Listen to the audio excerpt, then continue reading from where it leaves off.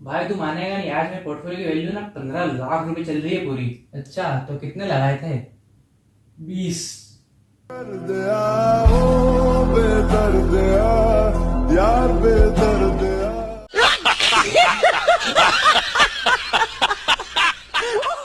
तो भाई चलिए, आज हमारी सेकंड वीडियो है और फर्स्ट वीडियो में हमने बताया था कि इन्वेस्टिंग और ट्रेडिंग का डिफरेंस क्या होता है। वही आज इन्वेस्टिंग और ट्रेडिंग के बीच में एक आता है स्विंग ट्रेड, जो कि होता है 10 दिन से लेके 11 महीने तक का, क्योंकि 12 महीने तक तो लॉन्ग टर्म हो जाता है, लेकिन अगर 10 महीने तक का है तो उसको अपन कहते हैं स्विंग ट्रेड। भाई स्विंग ट्रेड में बहुत ही शानदार मतलब फ़ायदे हो सकते हैं आपको शॉर्ट टर्म में, जैसे कि 10 दिन से लेके 11 महीने तक के मान लो आप। लेकिन फिर आपको मैं ऐसे शेयर बताऊंगा कि 3 से 5 महीने में आपको बहुत अच्छा रिटर्न देंगे, कम से कम 10% तो मतलब मिनिमम देंगे ही देंगे, और कम से कम अच्छा चल गए तो 30% दे दो तो बहुत ही अच्छी बात है। क्योंकि भाई शेयर मार्केट अच्छा खासा बढ़ भी रहा है, बूम पे अच्छा खासा भाई शेयर सारे बढ़ रहे हैं, कंपनी अच्छा ग्रो कर रही है, पूरा इंडिया ग्रो कर रहा है। तो चलिए आपको कुछ 10 शेयर्स बताऊंगा, आपको आप अपनी लिस्ट में जोड़ लेना।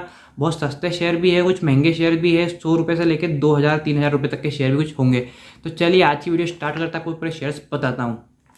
हाँ, तो आपको समझ तो आ गया होगा कि स्विंग ट्रेडिंग होता क्या है। स्विंग ट्रेडिंग या इसको अपन शॉर्ट टर्म ट्रेडिंग भी कह सकते हैं, लेकिन आपको बहुत जरूरी जानकारी दे देता हूँ मैं कि जैसे कि अपन लॉन्ग टर्म लेते हैं ना, उसमें अपन फंडामेंटल्स देखते हैं कंपनी कैसी है क्या करती है, लेकिन स्विंग ट्रेड अपन ये नहीं देखते कंपनी क्या करती है कैसे करती है। अपन स्विंग ट्रेड में देखते हैं टेक्निकल्स मतलब कि एक चार्ट देखते हैं अपन, उसमें प्राइस एक्शन देखते हैं, ब्रेकआउट देखते हैं, अगर ब्रेकआउट आ रहा है तो ये देख सकते हो ऊपर रेजिस्टेंस कितना ऊपर है, वहाँ तक का अपन ट्रेड ले सकते हैं। तो उस हिसाब से भाई होता है स्विंग ट्रेड। तो इसमें मैं कोई कंपनी आपको फंडामेंटल्स देख के नहीं बता रहा हूँ, मैं कुछ ये बता रहा हूँ कि उसमें चार्ट में ब्रेकआउट आया तो उस हिसाब से अपन लेंगे, क्योंकि शॉर्ट टर्म में यही होता है। लॉन्ग टर्म में अपन देखते हैं कंपनी की ग्रोथ क्या है, लेकिन शॉर्ट टर्म में अपन ये नहीं देखते।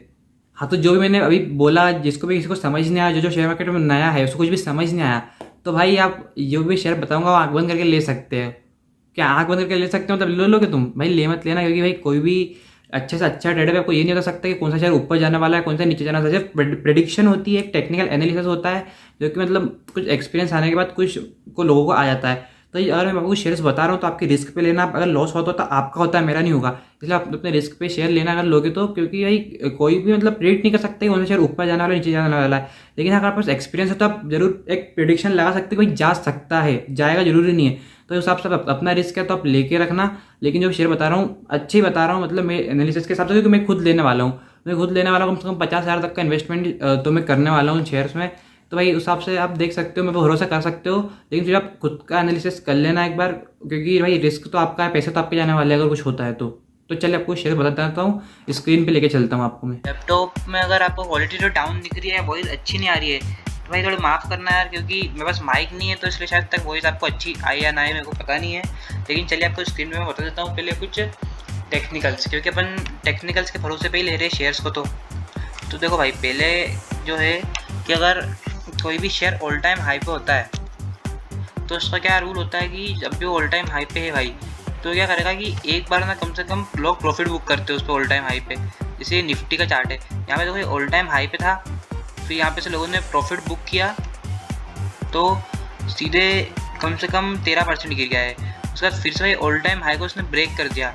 वो ब्रेक करने के बाद देखो, लेकिन फिर भी मतलब कि बाइंग की तरफ जा रहा था, लेकिन फिर भी ट्रैप हो गए बायर्स, तो फिर से कम 10% डाउन आया।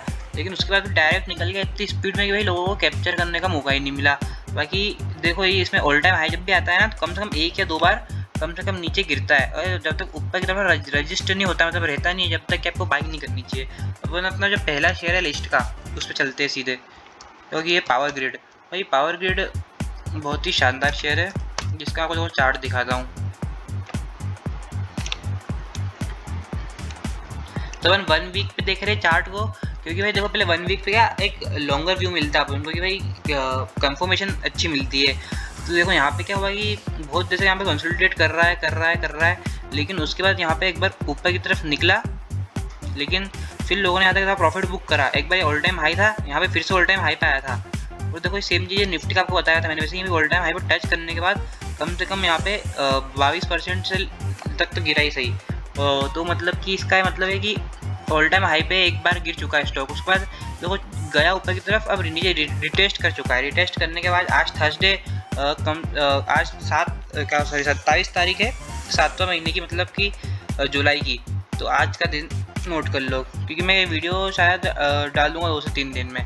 तो देखो यहाँ पे ना ऑल टाइम हाई पे गया, नीचे गिरा, लेकिन रिटेस्ट हुआ मतलब अब जा सकता है ये। और अब जा सकता है तो वही ऑल टाइम हाई पे कहाँ तक अब जा सकता है, उसके लिए मैं यूज़ करता हूँ एक फिब टूल होता है, जिसको मैं सर्च यहाँ पे से अपन ला सकते हैं। और फिब को अपन जब देखते हैं कि यहाँ से ऑल टाइम हाई पे से कंसोलिडेशन से लगा के कम से कम नीचे लो तक लगाते, तो ये पता चल जाता है कि टारगेट्स क्या मिल सकता है। तो अपन को पहला टारगेट ये मिल सकता है जहाँ पे देखो इसने अचीव कर चुका है, मतलब टच कर ही चुका है। और सेकंड टारगेट ये जो कि उन्हें मार्क कर रखा है। तो मैं बार बार फिब लगा के बताऊंगा नहीं ऑल टाइम हाई वालों पे, आप समझ जाना। तो पहला अपना पावर ग्रिड है, जो कि देखो भाई 1 वीक में तो सही साइड काम कर रहा है।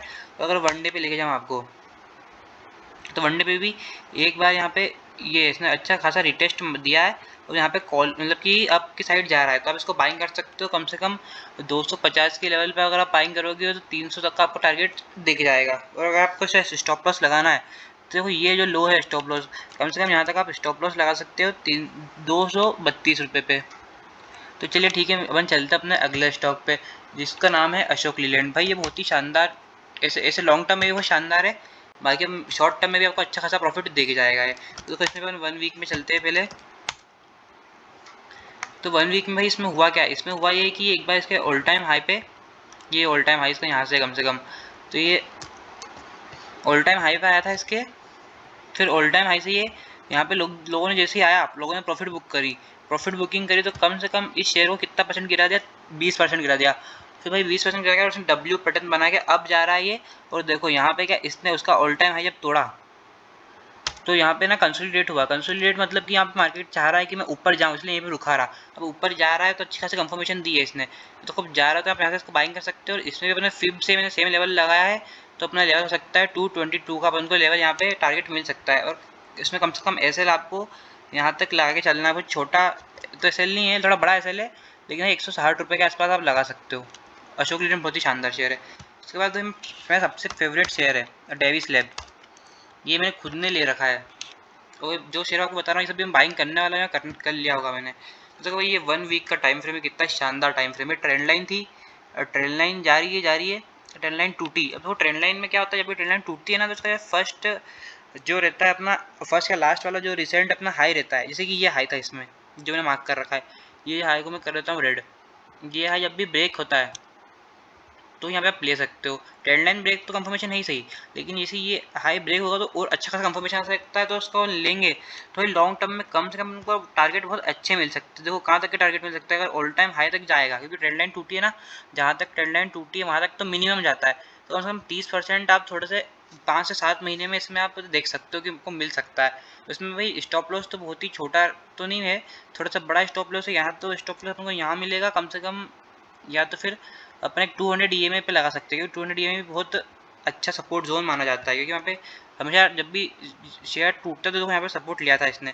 तो अगर इसे इसमें स्टॉप लॉस मिले तो यहाँ पे अपन को 12% का बहुत बड़ा स्टॉप लॉस मिल सकता है, लेकिन टारगेट भी बहुत बड़ा है इसमें। इसलिए ये शेयर को मैं आपको रिकमेंड करूँगा कि भाई ले लो, मतलब आप अपना एनालिसिस करके लो, मैंने तो ले रखा है। उसके बाद JSW स्टेट पर चलते हैं, बहुत ही शानदार शेयर है, क्योंकि इसका चार्ट बहुत ही शानदार है। देखो इसके चार्ट में क्या हुआ, इसने इसके ऑल टाइम हाई पे गया, एक बार प्रॉफिट बुकिंग आई तो नीचे गिर गया, दूसरा प्रॉफिट बुकिंग फिर से आई, फिर नीचे गिर गया। अब इस बार क्या हो रहा है कि ये शेयर गया है, यहाँ पे रिटेस्ट हुआ है। अब इसको आपको ऑल टाइम हाई तोड़ के रिटेस्ट हुआ है, इसको 1 डे पे लेके चलता हूँ आपको। तो देखो यहाँ पे 1 डे पे रिटेस्ट हुआ है।